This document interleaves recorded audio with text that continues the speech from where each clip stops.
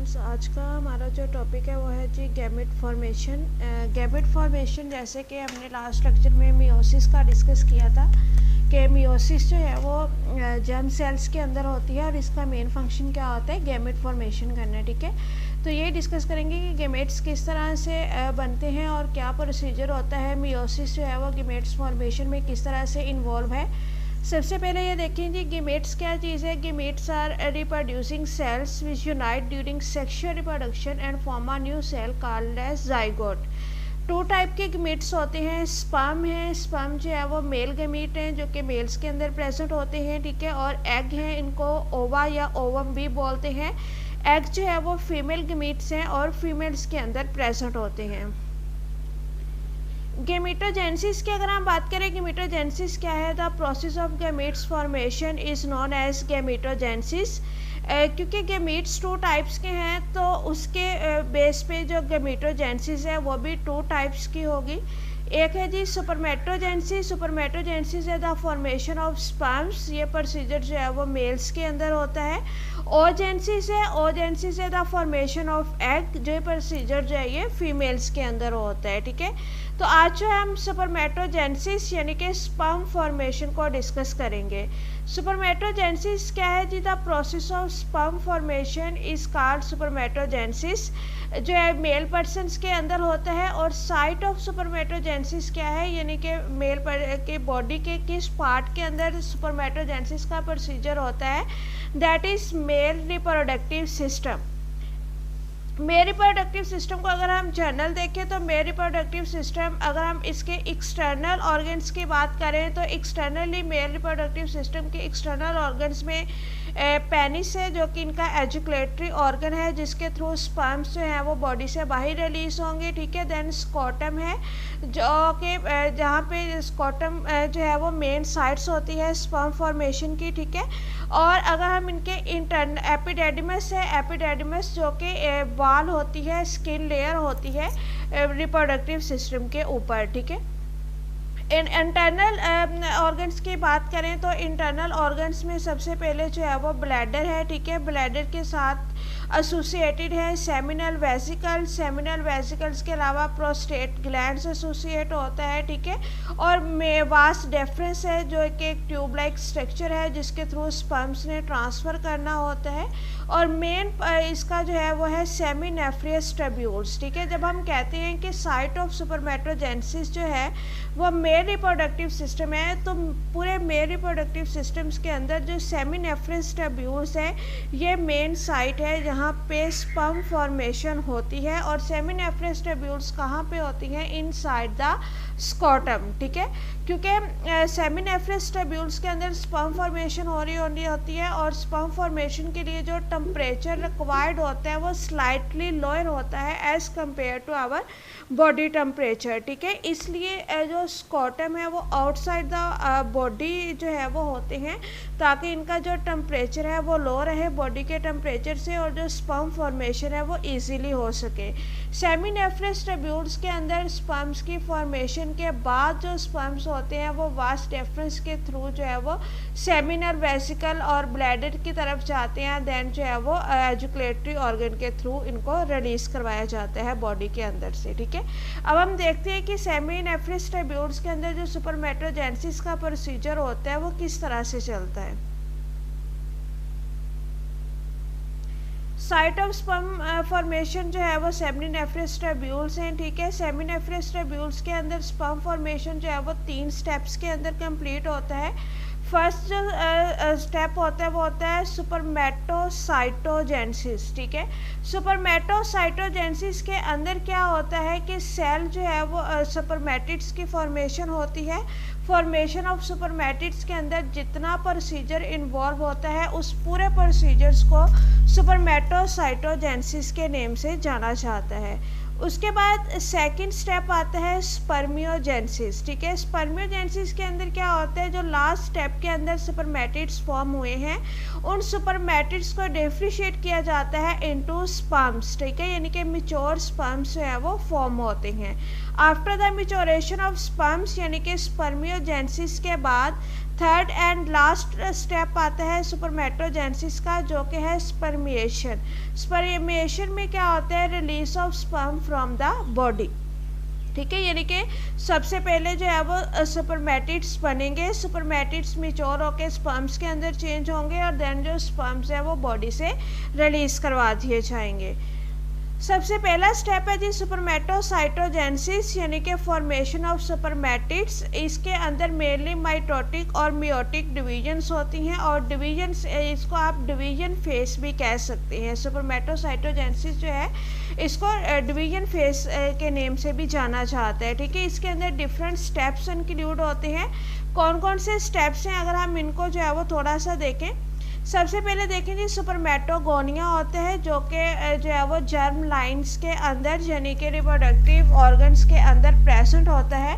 और जो सुपरमेटोगोनिया है ये जो है वो जब तक पबर्टी यानी कि बलूगत तक जो है उसके मेल्स के बालिग होने तक ये जो सुपरमेटोगोनिया है ये उनके स्कॉटम के अंदर, टेस्टिस के अंदर रहता है डोरमेट फॉर्म में, ठीक है। लेकिन आफ्टर पबर्टी जो है ये एक्टिवेट होता है और एक्टिवेट होने के बाद जो है वो स्पर्म फॉर्मेशन स्टार्ट होती है, ठीक है।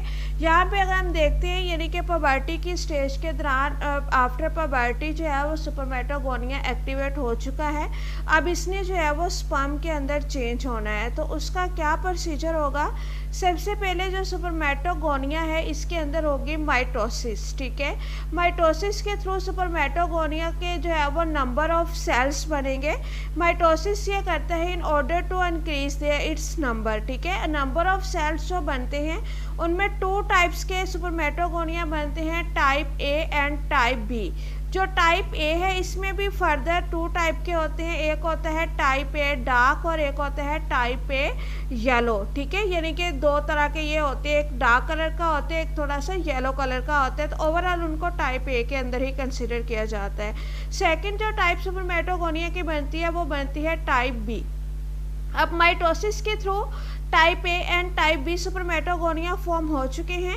इसमें से जो टाइप ए वाला होगा, टाइप ए वाला जो है वो एक्ट करता है as a stem cell. Stem cell mean कि ये जो है वो फर्दर डेवलपमेंट नहीं करेगा, यानी कि स्पर्म्स के अंदर चेंज नहीं होगा, लेकिन इसके अंदर जब अगेन माइटोसिस होगी तो ये माइटोसिस करके अगेन जो है वो सुपरमेटोगोनिया ही बनाता जाएगा, ठीक है। यानी कि सुपरमेटोगोनिया से माइटोसिस के थ्रू सुपरमेटोगोनिया सेम टाइप के सेल्स जो है वो बनते जाएंगे, लेकिन ये कभी भी स्पर्म्स के अंदर जो है वो टाइप ए वाले जो है वो चेंज नहीं होते, ठीक है।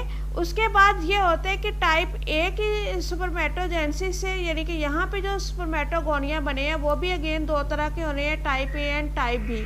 उनमें से भी जो टाइप ए वाले होंगे वो अगेन माइटोसिस करके सुपरमेटोगोनिया ही बनाते रहेंगे, और जो टाइप बी वाले होंगे वो फर्दर डेवलपमेंट के अंदर जाएंगे, ठीक है।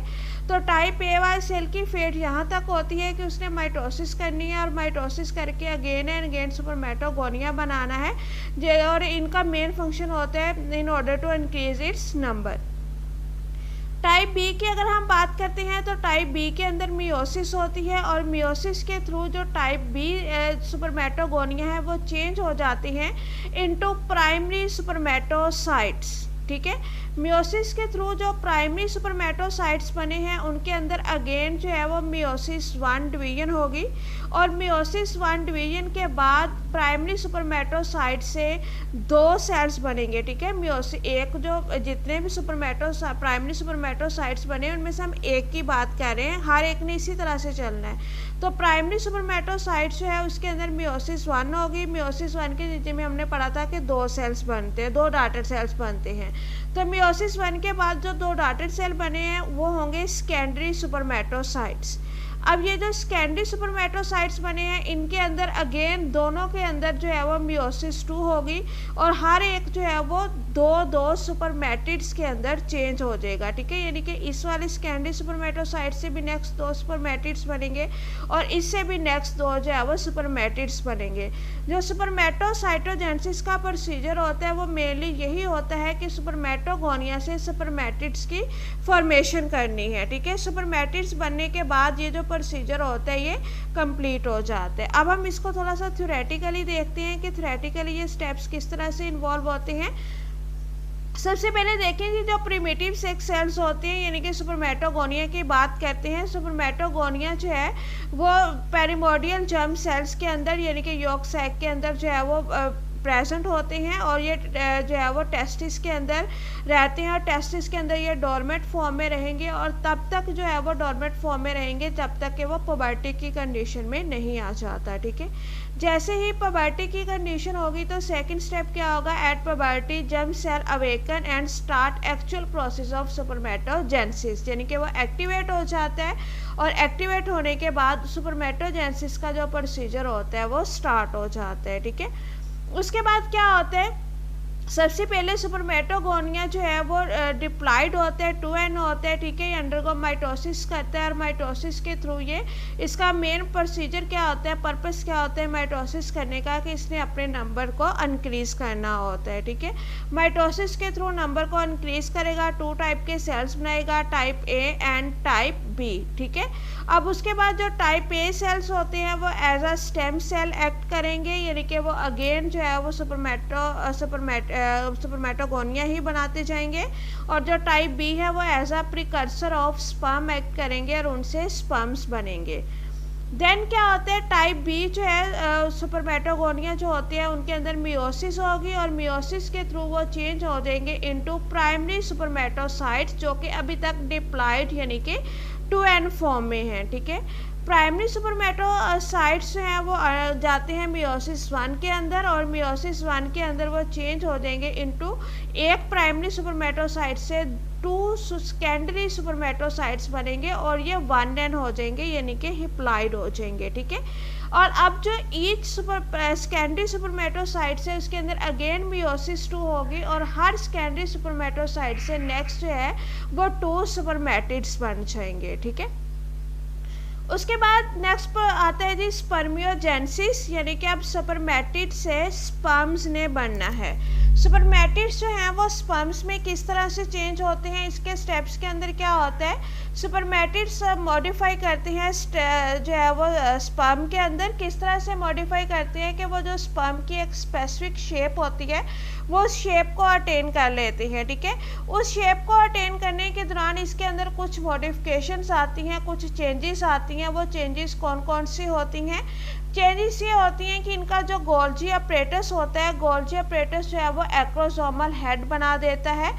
एक्रोसोम ये हम नेक्स्ट जो है वो डायग्राम के अंदर डिस्कस करेंगे कि ये किस तरह से और इनका फंक्शन क्या होता है, ठीक है। इसके अलावा जो न्यूक्लियस है, न्यूक्लियस कंडेंस फॉर्म में कंडेंस हो जाता है, ठीक है। सेंट्रीओल्स जो है, सेंट्रीओल्स थोड़े कंट्रैक्ट करते हैं और सेंट्रीओल्स दोनों जो हैं वो उसकी नेक के अराउंड जो है वो आ जाते हैं, यानी कि नेक के दोनों साइड पे सेंट्रीओल्स होते हैं और उनके दरमियान में जो है वो माइक्रोट्यूब्यूल्स प्रेजेंट होती है जो कि फ्लैजेलम फॉर्म करती हैं। इसके अलावा माइटोकॉन्ड्रिया जो है वो स्पाइरली यानी कि ट्विस्ट कर जाता है और ट्विस्ट करके नेक के अराउंड जो है वो ट्विस्ट कर जाता है, लिपट जाता है, ठीक है।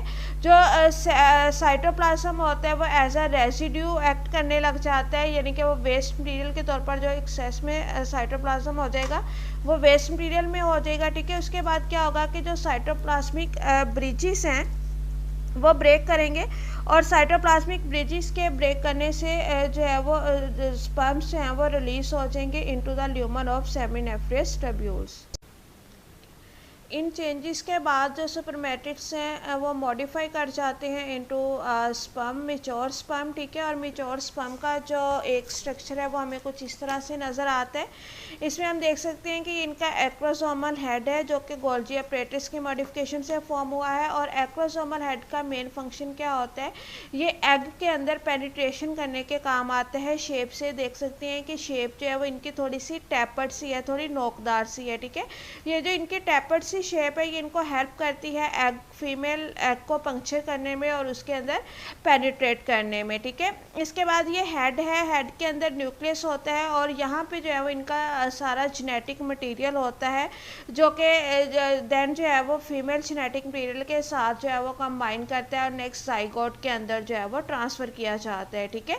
उसके बाद देखें इनके जो है वो नेक है, ठीक है। नेक जो है वो एक बिल्कुल शॉर्ट सा फॉर्म है जो कि हेड के बाद होता है, यहाँ पे ये बिल्कुल शॉर्ट सा फॉर्म है, नेक छोटा सा पार्ट होता है, ठीक है। देन क्या होता है कि यहाँ पे इनके एक्सियल फिलामेंट्स प्रेजेंट होते हैं जो हमने अभी डिस्कस किया था कि इनके यहाँ पे जो सेंट्रियोल्स है वो रीअरेंज करते हैं। सेंट्रियोल्स किस तरह से रीअरेंज करते हैं कि सेंट्रियोल्स जो है वो एक दूसरे के ऑपोजिट, एक दूसरे के अबव टू ईच अदर जो है वो अरेंज होते हैं और उनके दरमियान जो थोड़ी सी स्पेस होती है उस स्पेस के अंदर जो है वो एक्सियल फिलामेंट बनता है, ठीक है। एक्सियल फिलामेंट के ऊपर जो इनका डीएनए होता है वो ट्विस्टेड फॉर्म में, जो प्रोटीन्स होती हैं वो ट्विस्टेड फॉर्म में जो है वो उसके ऊपर लिपटती हैं और उस ट्विस्टेड फॉर्म के बाद हम उसको कहते हैं कि ये जो है इनका एक एक्सियल फिलामेंट यानी कि कनेक्टिंग पीस बन गया है, ठीक है। इसके अलावा एक लॉन्ग फ्लैजेलम होते हैं जो कि एज अ टेल एक्ट करता है और ये इनको हेल्प करता है बॉडी के अंदर मूव करने में, फ्लैजेलम जो होता है। लास्ट स्टेप है जी स्पर्मिएशन। स्पर्मिएशन क्या है, यानी कि स्पर्म जो है वो मेच्योर स्पर्म बन चुका है, अब जो मेच्योर स्पर्म बना है उसको रिलीज़ करवाया जाना है बॉडी से, ठीक है। मेच्योर जो स्पर्म्स हैं वो जो है वो सर्टोली सेल से रिलीज़ होते हैं सेमिनेफ्रस ट्यूब्यूल्स के अंदर और सेमिनेफ्रस ट्यूब्यूल्स से जो है वो पास किए जाते हैं टू द एपिडेडिमस, ठीक है। यानी कि पाथवे अगर हम इनका देखें तो पाथवे सिंपल सा पाथवे इनका क्या होता है कि यहाँ पे सेमिनेफ्रस ट्यूब्यूल्स के अंदर जो है वो स्पर्म फॉर्मेशन हुई थी। स्पर्म फॉर्मेशन जो है वो सेमिनेफ्रस ट्यूब्यूल्स के अंदर होने के बाद वेस्ट डेफ्रस के थ्रू जो स्पर्म्स होते हैं वो जाते हैं इनटू सेमिनल वेसिकल्स और सेमिनल वेसिकल से जो स्पर्म्स होते हैं वो इनके एजुकुलेटरी ऑर्गन्स के अंदर आते हैं और एजुकुलेटरी ऑर्गन से जो है वो बॉडी से बाहर रिलीज़ करवा दिए जाते हैं।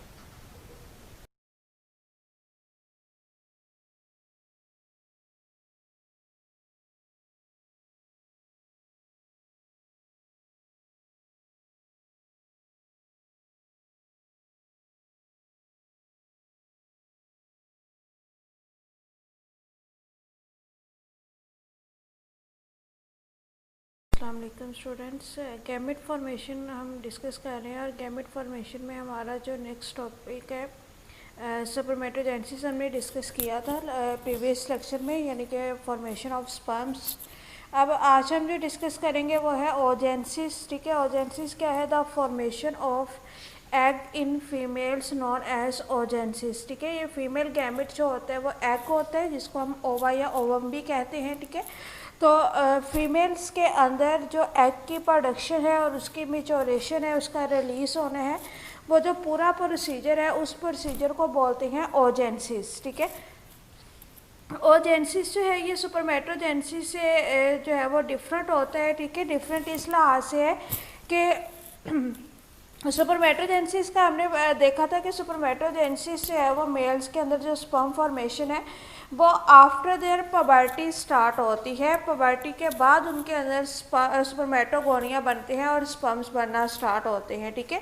लेकिन ओजेनेसिस का क्या है कि ओजेनेसिस जो है वो फिटेस्ट लेवल पे ही स्टार्ट हो जाती है, यानी कि बर्थ से पहले ही फीमेल्स जो फीमेल बेबी हैं उनके अंदर जो है वो ओजेनेसिस स्टार्ट हो चुकी होती है, उनके अंदर एग की जो फॉर्मेशन है वो स्टार्ट हो चुकी होती है, ठीक है।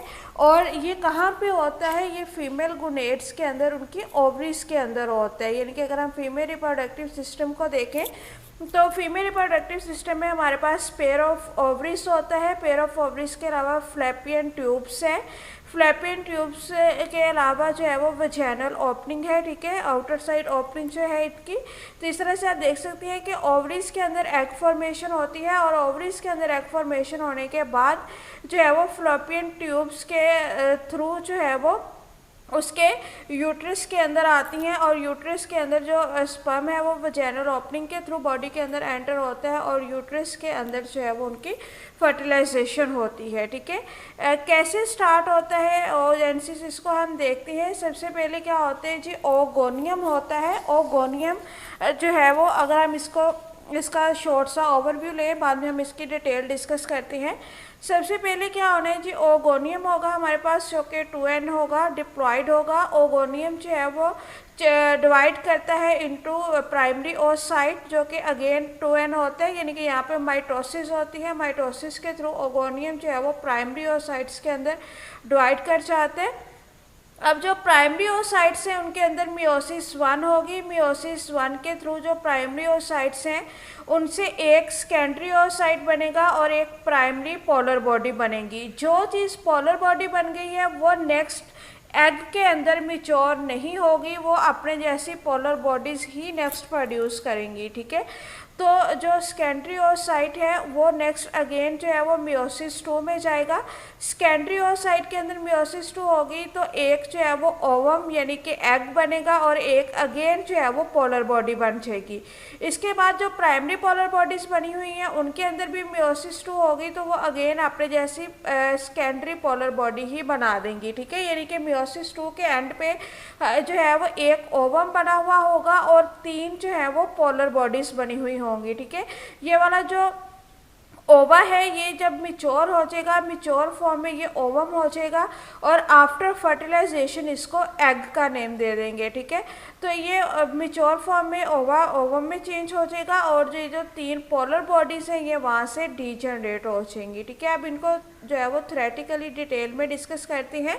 जैसे कि ओजेनेसिस की हम बात कर रहे हैं तो ओजेनेसिस में हमारे पास जो है वो 3 फेजेस हैं ओजेनेसिस की। ठीक है, मल्टीप्लिकेशन फेज़ है, ग्रोथ फेज़ है एंड मैच्योरेशन फेज़ है।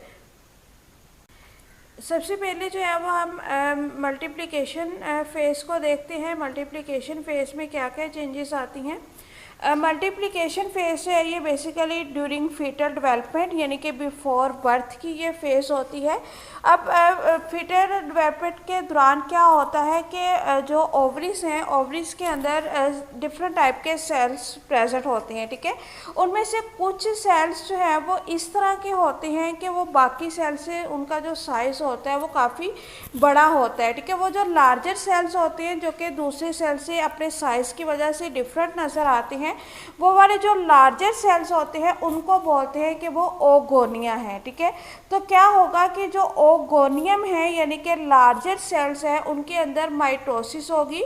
माइटोसिस के थ्रू वो जो लार्जर सेल्स होते हैं वो माइटोसिस के थ्रू जो लार्जर सेल्स हैं वो स्प्लिट करेंगे इनटू स्मॉलर सेल्स और वो जो स्मॉलर सेल्स होंगे, जो लार्जर सेल हैं उनको ओगोनियम बोलते हैं और जो स्मॉलर सेल्स होते हैं उनको बोलेंगे ओगोनिया। ठीक है, और ओगोनिया जो होते हैं, जितने भी ओगोनिया जो हैं वो फीमेल बॉडी के अंदर प्रोड्यूस होने होते हैं। यही वाले जो ओगोनिया है वो नेक्स्ट एग के अंदर डेवलप होते हैं। ठीक है, तो जितने भी ओगोनिया जो हैं वो फीमेल बॉडी के अंदर प्रोड्यूस होने होते हैं वो इसी फेज़ में मल्टीप्लिकेशन फेज़ के अंदर ही प्रोड्यूस हो जाते हैं, यानी कि बर्थ से पहले ही प्रोड्यूस हो सकते हैं और आफ्टर बर्थ कोई भी ओगोनिया जो है वो प्रोड्यूस नहीं हो सकता। यानी कि अगर एक जो है वो फीमेल के अंदर बाय बर्थ जो है वो उसके अंदर ओगोनिया की प्रोडक्शन नहीं हुई तो आफ्टर देयर मैरिज जो है वो किसी भी मेडिकेशन के थ्रू या किसी भी ट्रीटमेंट के थ्रू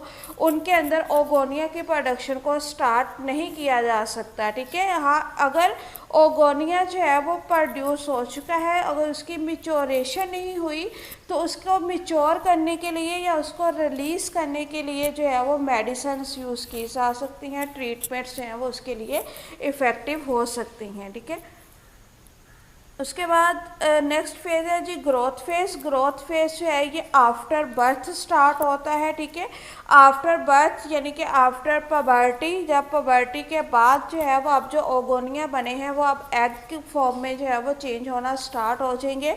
तो आफ्टर पबर्टी क्या होगा कि सबसे पहले जो ओगोनियम है उसके अंदर माइटोसिस होगी, ओगोनिया, और वो जो है वो ओगोनिया के अंदर माइटोसिस होगी, वो प्राइमरी ओसाइट बना देगा।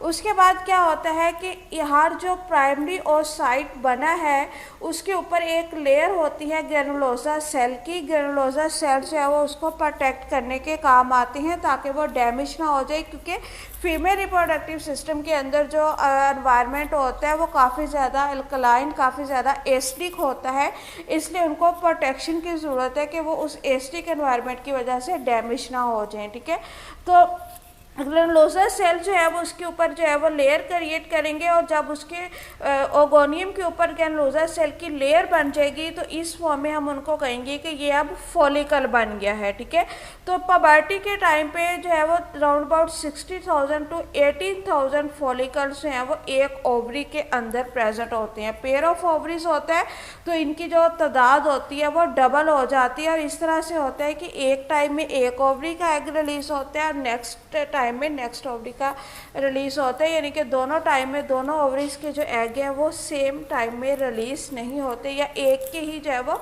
कंसेक्टिवली जो है वो रिलीज नहीं होते। उसके बाद आती है जी मैच्योरेशन फेज। मैच्योरेशन फेज में क्या होता है कि प्राइमरी ओसाइट जो है उसके अंदर 2 डिवीजन्स होती हैं, मियोसिस 1 होती है और मियोसिस 2 होती है। मियोसिस 1 के नतीजे में वो सेकेंडरी ओसाइट्स और पोलर बॉडीज़ बनाते हैं। ठीक है, उनमें जो सेकेंडरी, उसके बाद मियोसिस 2 होगी, उसके बाद फिर वो जो है वो एक ओवा बनाएंगे और 3 पोलर बॉडीज़ जनरेट होंगी। जो पोलर बॉडीज़ हैं वो डीजनरेट हो जाएंगी और जो ओवम होता है वो मिच्योर हो जाता है, और नेक्स्ट उनकी जो है वो फिर एग के साथ फर्टिलाइजेशन होती है। ठीक है, इस पूरे प्रोसीजर को अगेन जो है वो उसी डायग्राम के थ्रू देखते हैं। अब इसमें देखें कि ये जो ओगोनियम है ये उसके पीरियड टू बर्थ प्रेजेंट था। ठीक है, ये बर्थ से पहले का ये प्रोसीजर है ओगोनियम का। ओगोनियम जो है वो बर्थ से पहले के प्रोसीजर में प्रेजेंट था, उसके बाद इसके अंदर माइटोसिस हुई। आफ्टर पबर्टी की बात कर रहे हैं, अब मैच्योरेशन ग्रोथ फेज की बात कर रहे हैं। ठीक है, ग्रोथ फेज के अंदर क्या होता है, मैच्योरेशन फेज में क्या होता है, सॉरी, कि उसके ओगोनियम के अंदर माइटोसिस होगी, वो प्राइमरी ओसाइट के अंदर चेंज हो जाएगा। उसके बाद नेक्स्ट जो है वो मैच्योरेशन फेज में क्या होता है कि प्राइमरी ओसाइट के अंदर मियोसिस 1 हुई थी, वो सेकेंडरी ओसाइट और प्राइमरी पोलर बॉडी के अंदर चेंज हो गया।